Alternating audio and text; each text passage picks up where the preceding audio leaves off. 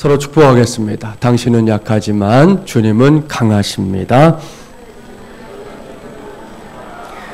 가교의 역할을 잘 해냅시다. 할렐루야.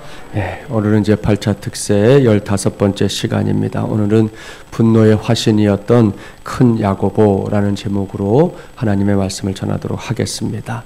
오늘 우리가 만나볼 사람은 야고보입니다.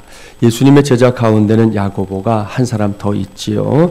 그래서 저는 오늘 만나는 야고보를 큰 야고보, 이제 다음번에 만날 야고보는 작은 야고보, 그렇게 부르려고 합니다. 이 야고보, 큰 야고보는 내일 우리가 만나게 될 요한의 형제입니다. 이 두 사람에 관해서는 예수님께서 이미 이 사람들이 어떤 사람들인지 말씀해 놓으신 기록이 있습니다. 그 기록을 먼저 보려고 합니다. 마가복음 3장 잠시 가볼까요? 신약 57쪽입니다. 마가복음 3장 17절 말씀, 신약 57쪽, 마가복음 3장 17절 함께 봉독해 볼까요? 또 세베대의 아들 야고보와 야고보의 형제 요한이니 이 둘에게는 보아너게 곧 우레의 아들이란 이름을 더하셨으며. 이 말씀은 예수님의 제자들이 누구인지를 알려주는 그 명단의 일부입니다. 여기에 이제 오늘과 내일 우리가 만나보려고 하는 두 사람의 이름이 등장하지요. 세베대의 아들 야고보, 오늘 우리가 만나는 큰 야고보와 그의 형제 요한 말입니다. 두 형제를 자기의 제자로 부르신 예수님께서 이 사람들에게는 특별히 별명까지 지어주셨는데요. 보아너게라고 부르셨습니다. 그 뜻이 뭐라고요? 우레의 아들이다. 여기서 우리는 큰 야고보의 성격을 파악할 수 있습니다. 다른 사람이 평가한 게 아니라 예수님께서 하신 거니까요. 예수님께서 야고보와 요한을 가리켜 우레의 아들이라고 부르신 것을 보면 그만큼 야고보가 성미가 급한 사람이라는 겁니다. 폭발적인 성격이라는 것이죠. 우리식으로 흔히 말하면 불같은 성격, 그렇게 말할 수가 있을 겁니다. 요즘 흔히 사람들이 그런 말 하잖아요. 사람을 가리키면서 저 사람은 한성격해 라는 말, 그런 말을 사용하는데 야고보가 바로 여기에 해당되는 사람이라는 말씀입니다. 오늘 주신 말씀도 이를 뒷받침합니다. 다시 본문으로 가볼까요? 예수님께서 십자가에 달리셔서 죽으시고 사흘 만에 부활하신 다음에 승천하실 그 구원의 역사가 완성될 시간이 점점 다가오고 있었습니다. 그때 예수님께서 결심하신 일이 있었습니다. 본문 51절부터 53절까지의 말씀을 함께 봉독합니다. 예수께서 승천하실 기약이 차감해 예루살렘을 향하여 올라가기로 굳게 결심하시고 사자들을 앞서 보내심에 그들이 가서 예수를 위하여 준비하려고 사마리아인의 한 마을에 들어갔더니 예수께서 예루살렘을 향하여 가시기 때문에 그들이 받아들이지 아니하는지라. 예수님께서는 얼마 전부터 제자들에게 자신이 예루살렘에 올라가서 십자가에 달려 죽는 것이 하나님의 구원 역사를 이루는 길이다 말씀하기 시작했습니다. 결국 예수님은 말씀하신 대로 하나님의 뜻을 이루기 위해 이제 예루살렘으로 올라가실 것을 결심하기에 이르렀습니다. 그렇게 예루살렘으로 가는 길에 이제 부득이 지나야 할 곳 중에 하나가 어디냐? 바로 사마리아 지역이었습니다. 그렇게 이제 여정을 잡으신 예수님께서 사마리아의 한 마을로 제자들을 보내서 머물 곳을 준비하게 하셨는데요. 잠시 그곳에 이제 머물렀다가 예루살렘으로 올라가려고 했던 것입니다. 그런데 그 마을 사람들의 반응이 의외였습니다. 우리가 이미 알고 있는 대로 유대인들에게 불편한 감정을 갖고 있는 사람들이 사마리아 사람들이지 않습니까? 그래서 그랬는지는 몰라도 예수님께서 자신들의 마을을 지나 예루살렘으로 올라가신다는 얘기를 듣고 예수님 일행을 아예 마을 안에 들이지 않기로 결정한 것입니다. 그 상황을 이렇게 떠올려 보면 저라도 여러분이라도 기분이 상할 겁니다. 한마디로 배척당하는 거 아닙니까? 결코 유쾌한 상황이 아닙니다. 그렇기 때문에 이제 여기까지는 공감이 갑니다. 그런데 여기서 큰 야고보와 요한은 한 걸음, 아니 막 10걸음을 더 나가고 있다는 것이죠. 본문 54절 말씀 함께 봉독합니다. 54절입니다. 제자 야고보와 요한이 이를 보고 이르되 주여 우리가 불을 명하여 하늘로부터 내려 저들을 멸하라 하기를 원하시나이까. 사랑하는 세배용사 여러분, 이게 무슨 말입니까? 하나도 어렵지 않습니다. 한마디로 말하면 그 마을을 아예 불바다로 만들자는 겁니다. 요즘에 저 북쪽에 있는 사람들이 가끔 하는 말이잖아요. 불바다를 만들자. 세상을 구원하러 오신 예수님도 알아보지 못하는 저런 마을, 저런 사람들 다 죽어도 싸다라는 겁니다. 참 대단한 사람들이에요. 여기서 우리는 말씀의 제목을 떠올려야 합니다. 분노의 화신이었던 큰 야고보, 바로 이건 말입니다. 여기서 생각하게 되는 분노라는 감정은 사실 이 큰 야고보에게만 있는 문제는 아닙니다. 최근에 우리 사회를 놓고 욱하는 대한민국이라는 말이 생길 정도로 요즘 우리나라 사람들에게 나타나고 있는 큰 병, 그야말로 국민병은 다름 아닌 이 분노 조절 장애입니다. 여러분도 이와 관련된 뉴스 혹은 기사 최근에 한 번 이상은 다 봤을 겁니다. 생각해 보십시오. 그놈의 층간 소음이 뭐라고, 그것 때문에 사람의 목숨을 빼앗는 게 이게 제대로 된 세상이냐는 거예요. 어제 저녁에도 또 나오더군요. 주차도 마찬가지입니다.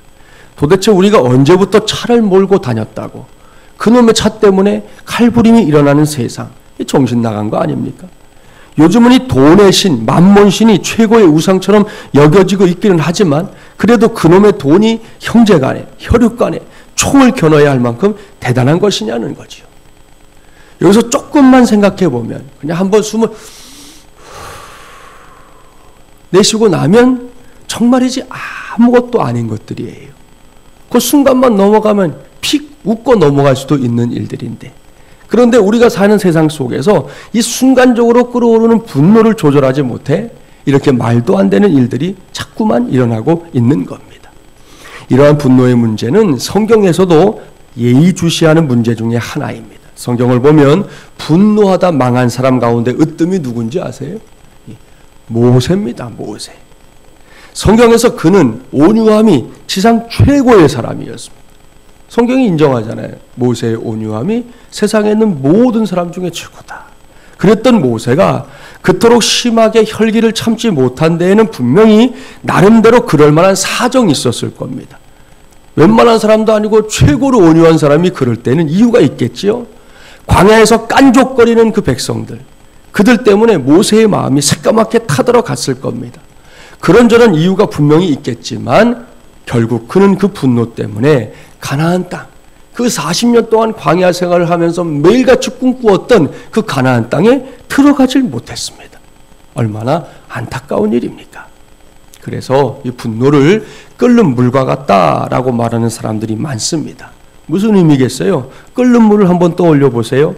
그 물을 잘 관리하면 에너지가 되기도 하고 난방으로 쓰일 수도 있잖아요. 살균도 가능하고, 여러분 물이 끓어야 요리도 하시잖아요. 이런 면에서 끓는 물은 참 유용합니다.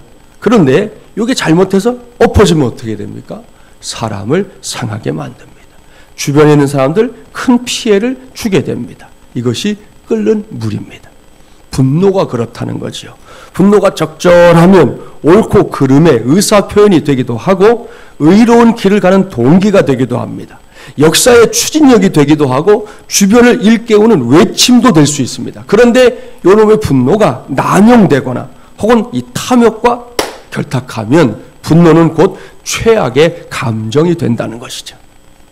최근 사회 문제가 되고 있는 우울증도 생각해 볼 필요가 있어요.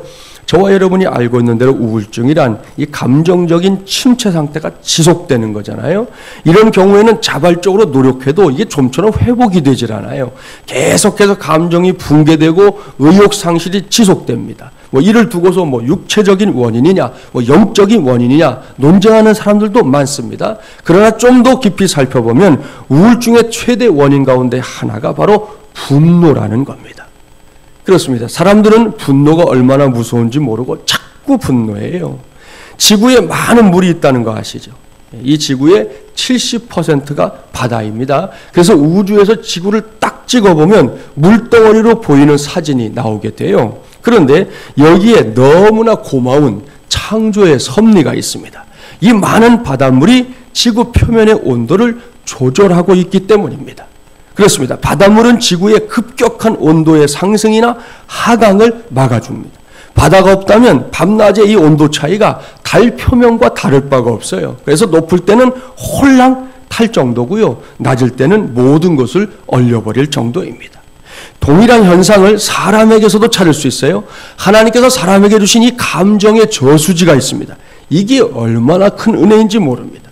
그 저수지가 있기 때문에 사람이 외부의 충격에 대해서도 너무 흥분하지 않고 너무 좌절하지도 않게 되는 겁니다.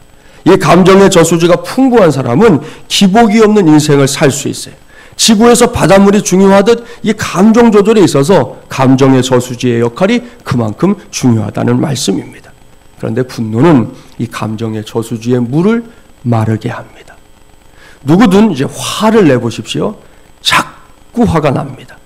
반복적인 분노는 점점 우리의 감정의 저수지의 물을 마르게 하는 것입니다. 나중에는요, 작은 분노에도 금방 감정이 불타오르는 막 격정의 상태가 됩니다.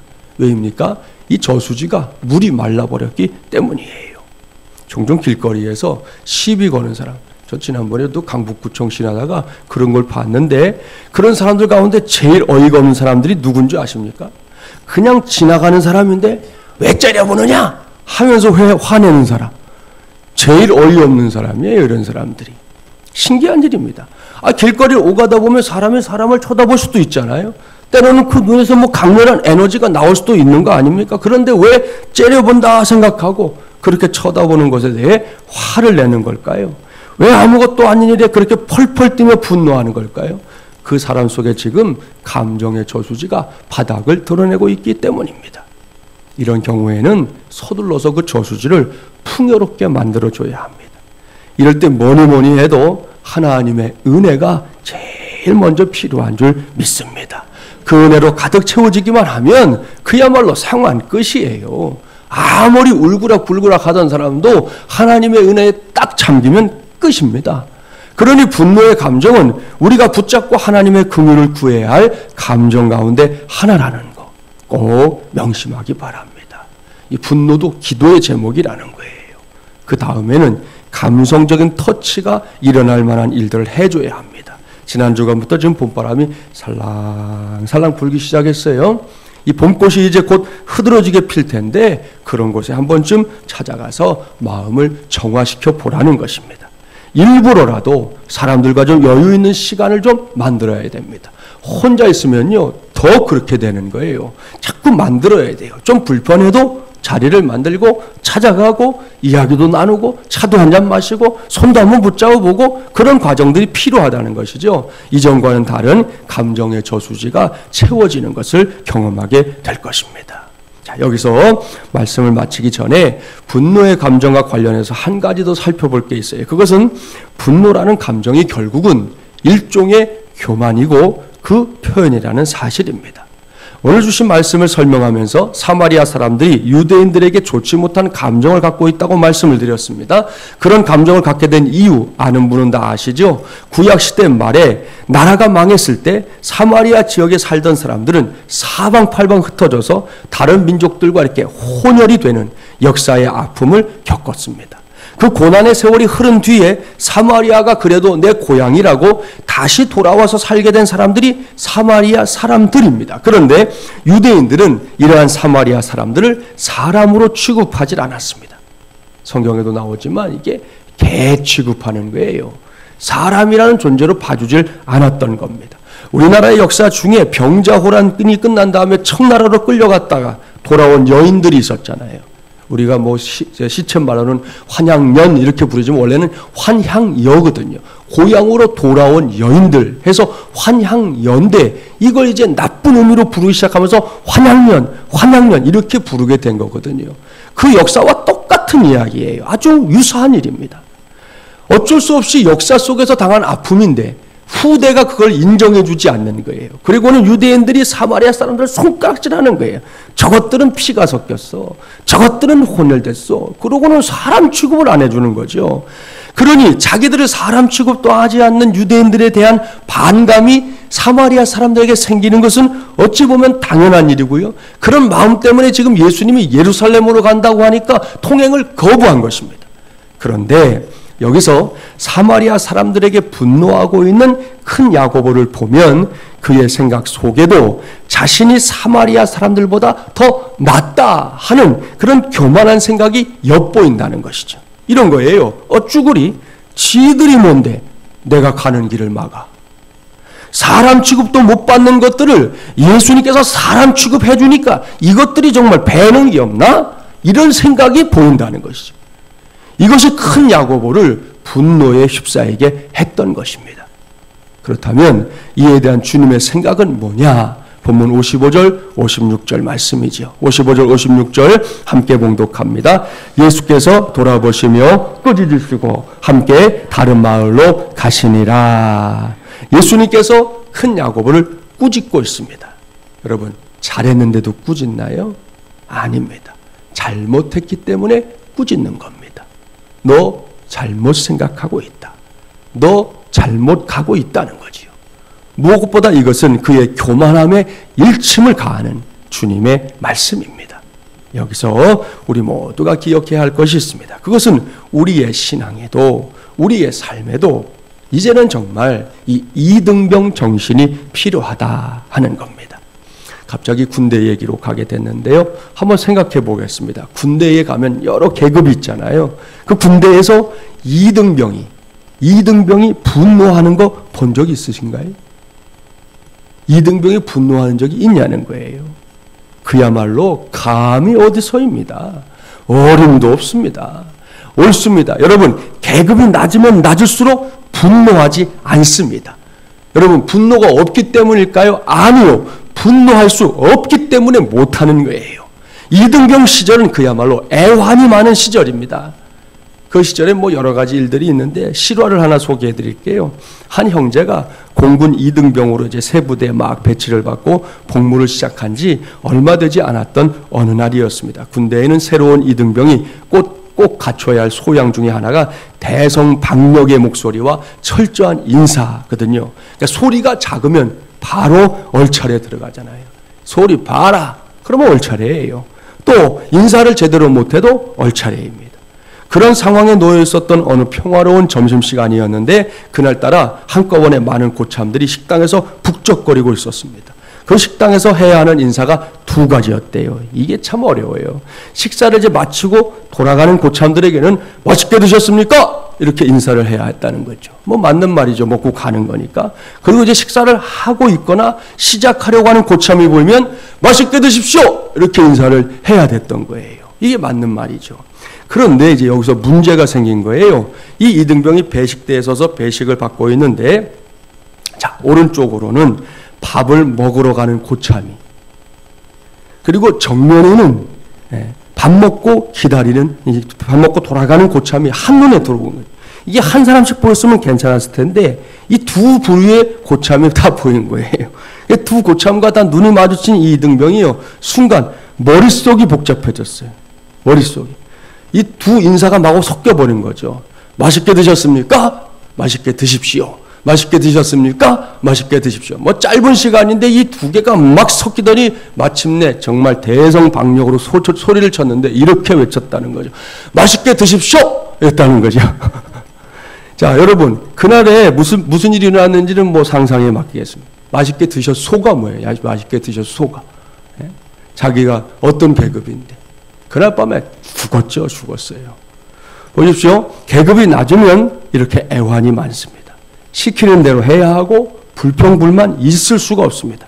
다 아시죠? 5,000원짜리 주면서 2만원어치 물건 사고 3,000원 거슬러 오는 게 그 시기예요. 말이나 되겠어요, 이게?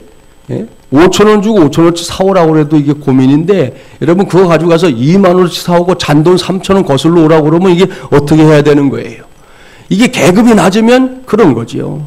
이럴 때는 분노할 수가 없습니다. 그러면 언제 분노합니까? 병장쯤 돼야 분노합니다.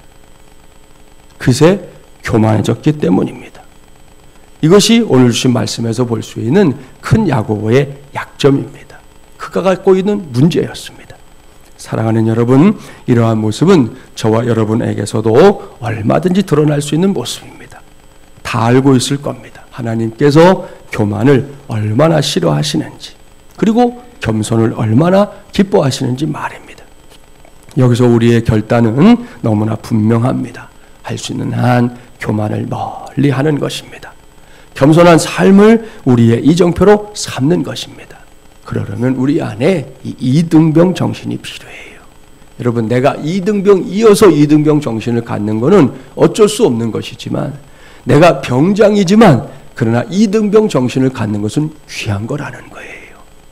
우리의 삶에서 하나님이 주신 것들을 잘 누리되, 그러나 그 모든 것 앞에서 진정으로 내가 이등병답게 그런 모습으로 살아가는 바로 그 사람에게 우리 하나님의 시선이 꽂히게 될 줄 믿습니다. 앞서 말씀드린 대로 지금 이 시대가 분노 조절 장애를 겪고 있습니다. 참으로 안타까운 시대입니다. 그렇기 때문에 우리 모두가 하나님의 긍휼을 구해야 합니다. 먼저 우리 자신이 이러한 시대의 조류에 빠져 허우적되지 않을 수 있는 은혜에 필요합니다. 그리고 이 혼탁한 시대의 한복판에서 하나님의 나라를 확장해 나가는 역사를 적극적으로 감당해야 할 것입니다. 이를 위해 기도하는 것은 물론이고 그 놀라운 역사의 도구로 저와 여러분 또 우리 교회가 꼭 쓰임받게 되기를 주님의 이름으로 간절히 축원합니다.